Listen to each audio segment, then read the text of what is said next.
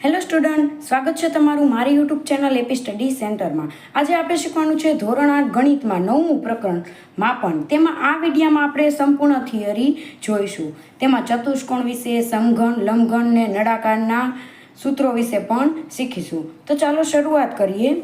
ચલો, રૂમની ચારે દિવાલને રંગવાનો ખર્ચ આવું જ્યારે પૂછે ત્યારે એવું પૂછવું હોય કે પાર્શ્વ પૃષ્ઠફળ આપણે શું કરવાનું છે? શોધવાનું છે. રૂમની ચારેય દિવાલ હોય ત્યારે શું કહેવાય? એને પાર્શ્વ પૃષ્ઠફળ. હવે રૂમની ચારે દિવાલ અને નીચેનું ભોંયતળિયું અને ઉપરની છત હોય એમ કુલ 6નું કે શોધવાનું, તો તે કુલ પૃષ્ઠફળ થઈ જાય છે. ચલો, પાણીની ટાંકીમાં કેટલું પાણી સમાય, કેટલું દૂધ સમાય ત્યારે ઘનફળ શોધવાનું હોય. ખેતરની ફરતે વાડ કરવી છે એવું પૂછે ત્યારે પરિમિતિ શોધવાની રહેશે. પરિમિતિ એટલે કે બધી બાજુનો સરવાળો. ત્રિકોણ હોય તો ત્રિકોણની ત્રણેય બાજુનો સરવાળો, પછી ચતુષ્કોણ હોય તો ચતુષ્કોણની ચારે બાજુનો સરવાળો, પંચકોણ હોય, ષટકોણ હોય, એમાં બધી બાજુનો સરવાળો કરવાનો.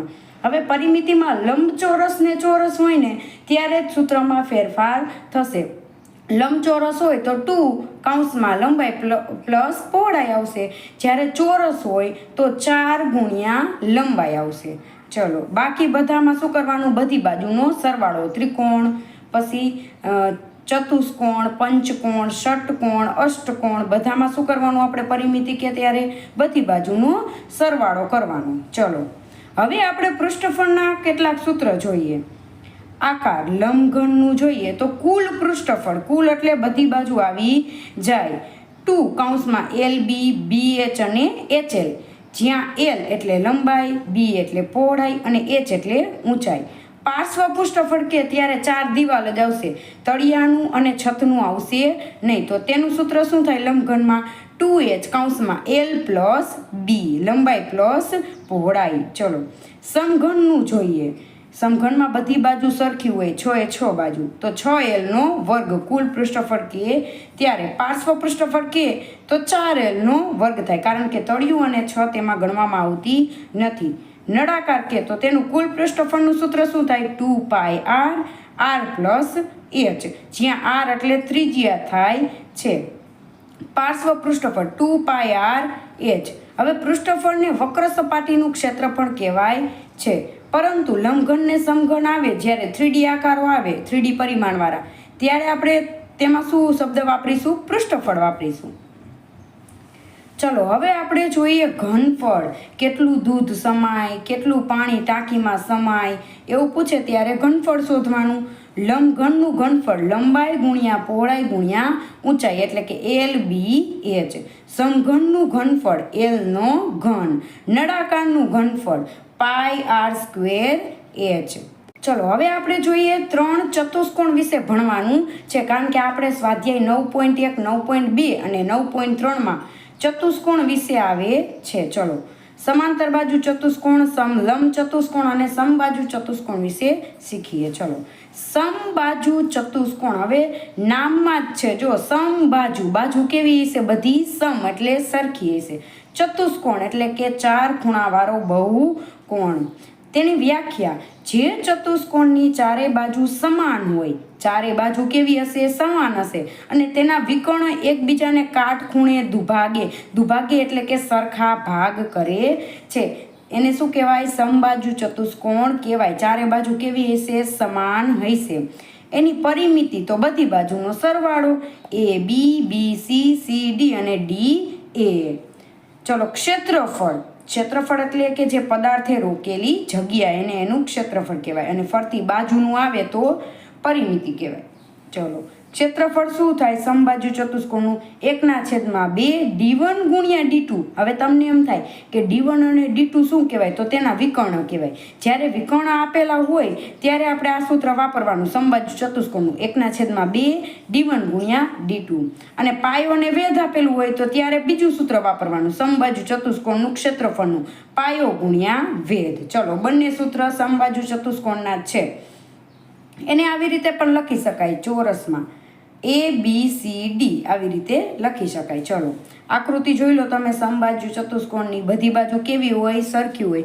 જેમ કે આ બાજુનું માપ 5 હોય તો બધી બાજુનું માપ કેટલું થશે? 5 થશે. D1 અને D2 શું છે? વિકર્ણ છે. બધી બાજુ કેવી હોય? સમાન હોય. હવે આપણે જોઈએ સમાંતર બાજુ ચતુષ્કોણ.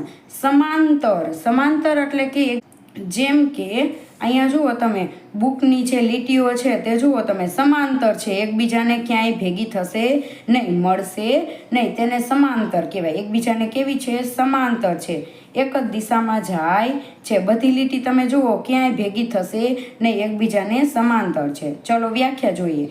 જે ચતુષ્કોણની સામસામેની બાજુઓ સમાંતર હોય, સામસામેની બાજુ કેવી હોય? સમાંતર હોય, તેને સમાંતર બાજુ ચતુષ્કોણ કહેવાય. એની પરિમિતિ શોધવી હોય તો બધી બાજુનો સરવાળો.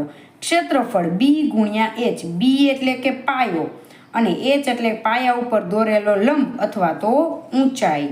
ચલો આકૃતિમાં જોઈએ. આ પાયો કહેવાય અને એની ઉપર દોરેલો લંબ એટલે ઊંચાઈ. તો પાયો અને આ ચતુષ્કોણ કેટલો ઊંચો છે એ બેનો ગુણાકાર કરી નાખીએ એટલે આપણને સમાંતર બાજુ ચતુષ્કોણનું ક્ષેત્રફળ મળી જાય છે. સૂત્ર ખાસ યાદ રાખજો. ચલો ઉદાહરણ તરીકે જોઈએ. સમાંતર એટલે જુઓ તમે, AD અને BC બાજુ એકબીજાને સમાંતર છે, એક જ દિશામાં જાય છે. અને AB અને CD જુઓ તમે, એક જ દિશામાં જાય છે, ક્યાંય મળશે નહીં. ચલો હવે છેલ્લો જોઈએ. સમલંબ ચતુષ્કોણ. સમલંબ ચતુષ્કોણ. વ્યાખ્યા.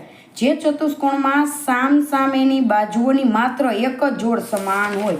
અહીંયા કેટલી જોડ સમાન છે? 2. જુઓ, આ AD અને BC ને AB અને CD બે બાજુઓ સામસામેની કેવી છે? સમાન છે.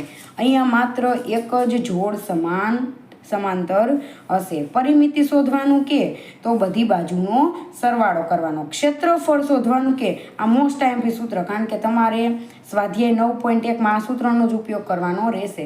ક્ષેત્રફળ 1/2 ગુણ્યા A+B એટલે કે બે બાજુ જે સમાંતર છે તે બંનેનો સરવાળો ગુણ્યા H એટલે કે ઊંચાઈ. A અને B સમાંતર બાજુ છે. ચલો હવે જોઈએ. આવી રીતે આકાર હોય. જો AD અને BC એક જ બાજુ જાય છે, બંને એકબીજાને કેવી છે? સમાંતર છે. અહીંયા જુઓ, AB બાજુ આમ જાય છે અને CD બાજુ આમ જાય છે, તો બંનેની દિશા કેવી છે? જુદી છે. બરોબર? એટલે આ બે બાજુ સમાંતર કહેવાય છે નહીં. AD અને BC બાજુ એકબીજાને સમાંતર છે, તો આ બંને બાજુ આપેલી હોય એનો શું કરવાનો? સરવાળો અને ગુણ્યા ઊંચાઈ. ચલો હવે આપણે જોઈએ એકમોનું રૂપાંતરણ. દાખલામાં આપણે એકમ સરખા હોવા જોઈએ. 1 સેમીનો વર્ગ એટલે શું થાય?